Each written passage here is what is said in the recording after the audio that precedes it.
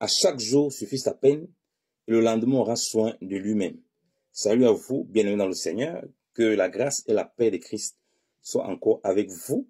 C'est votre humble serviteur, Yannick Stéphane Djonko, pasteur et enseignant de la parole de Dieu, et nous voulons nous entretenir sur la question aujourd'hui pour vous encourager dans votre marche, dans votre foi, même si vous n'êtes pas chrétien, ce message peut beaucoup vous édifier par rapport à chaque jour qui suffit, à chaque jour suffit sa peine, et apprendre à lâcher prise dans les choses que vous faites pour vous encourager.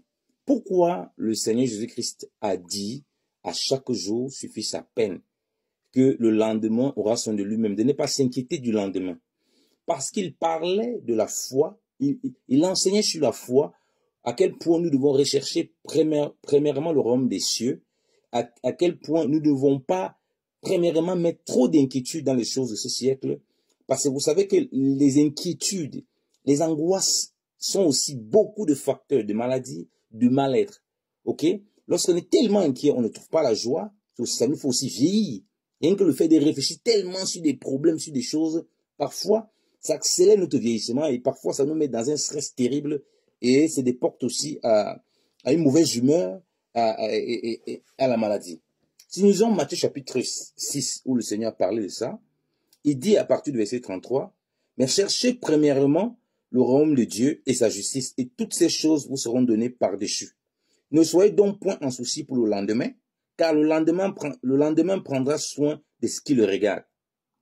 À chaque jour suffit sa peine. » Il était ici en train d'expliquer à ceux qui l'écoutaient de ne pas s'inquiéter pour le manger, pour le boire, pour le vêtement et plein de choses.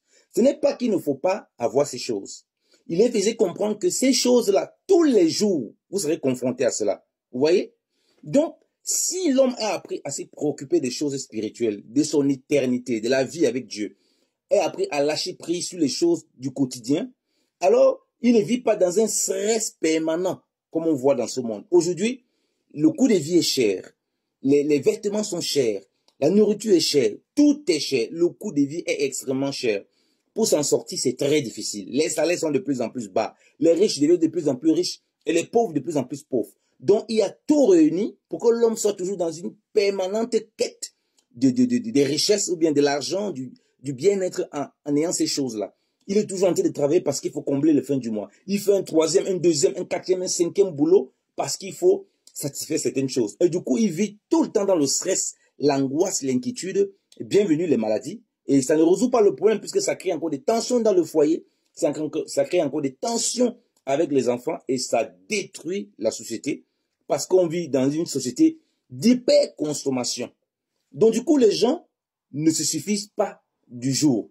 Quand ils n'ont même pas encore fini la journée qu'ils vont traverser, qu'ils pensent déjà à la journée de demain. Vous voyez? Tellement ils sont angoissés, tellement ils prévoient des choses, alors qu'ils ne savent même pas s'ils vont voir le lendemain. Plusieurs personnes avaient des projets. Nous connaissons plusieurs personnes. Ils avaient des projets. Ils parlaient là comme si de rien n'était. Et ils n'ont pas vu le lendemain. J'ai perdu un de mes frères avec qui j'étais très proche. On était très proches. Et il était là, bien portant. Du jour au lendemain, il est mort. Bien portant. Donc à la veille, tout le monde l'a vu. Il avait plein de projets. Il avait plein de choses. Il aimait le Seigneur. Donc, le lendemain ne nous appartient pas. Voilà pourquoi il dit à chaque jour suffit sa peine.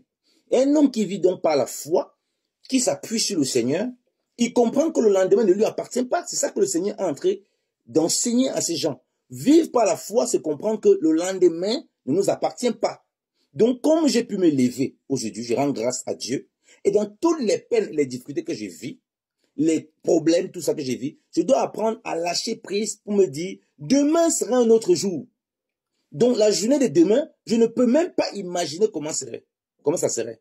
Je peux avoir mon programme, c'est bien d'avoir le programme, je peux avoir une certaine discipline, mais rien ne me prouve que la journée sera comme elle sera. Je ne sais absolument rien.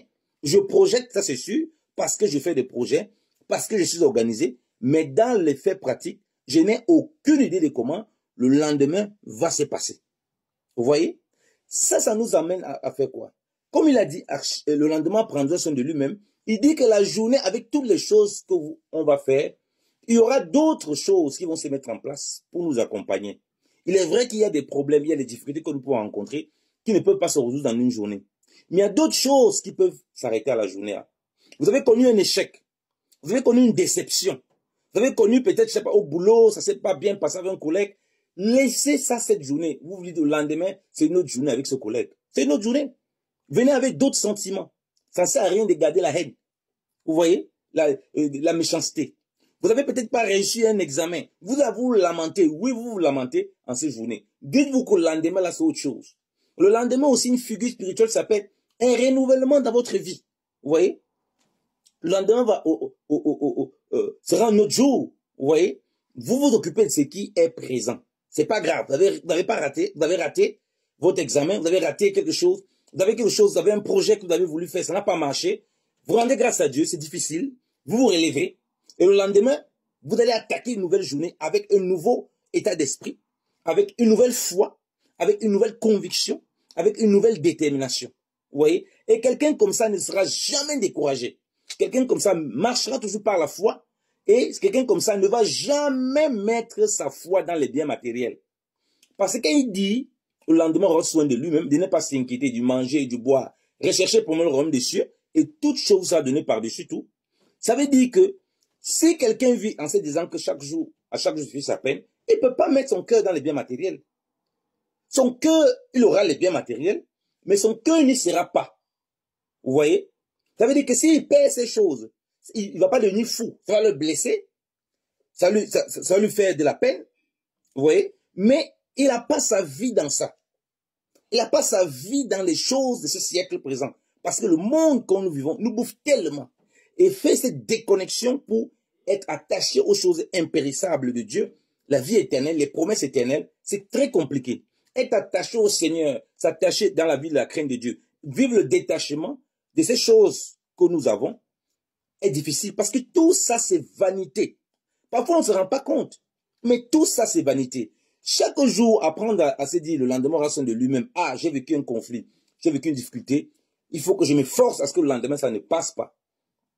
Que ça ne me retrouve pas au lendemain. Je prie, je rends grâce à Dieu, je me remets au lendemain, pour ceux qui sont dans la foi. Pour ceux qui ne le sont pas, je me dis, bon, ça ne s'est pas bien passé, ben, j'essaie de trouver quelque chose, la force est principalement dans le Seigneur, pour passer à autre chose. J'essaie de passer à autre chose parce que ça ne va pas m'aider. Me lamenter, rester dans les lamentations, me plaindre, faire le chemin, refaire, comme on dit souvent, refaire les matchs, refaire les choses. S'il y avait les si, comme ça, si. Oh, mais pourquoi il m'a parlé comme ça? Oui, mais pourquoi il a fait ceci? Mais pourquoi? Ça ne va rien résoudre. Ça va encore vous mettre dans l'angoisse et dans l'inquiétude. Vous voyez? Oh, vous n'êtes pas maître de votre souffle de vie. Vous n'êtes pas maître même de votre journée. Vous ne savez même pas si vous allez dormir, vous allez vous réveiller le matin.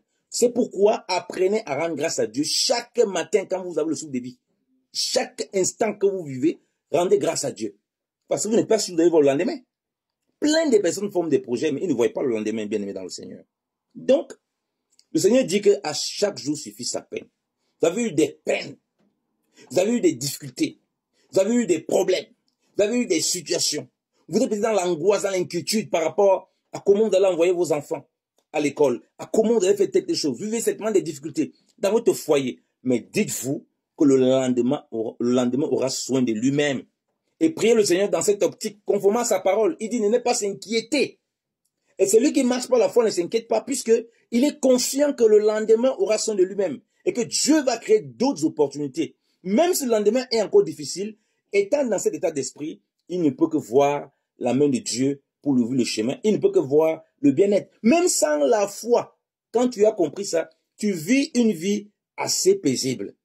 Tu vis une vie assez calme, sans beaucoup d'agitation inutile. Comme parfois, il y a beaucoup d'agitation inutile de certaines personnes. Vous voyez pourquoi les gens gardent les haines comme pas possible. Leur cœur est rempli. Chaque jour, tu gardes. Un moment, ça va exploser pour rien. Après, tu as des maladies. Après, tu as des situations.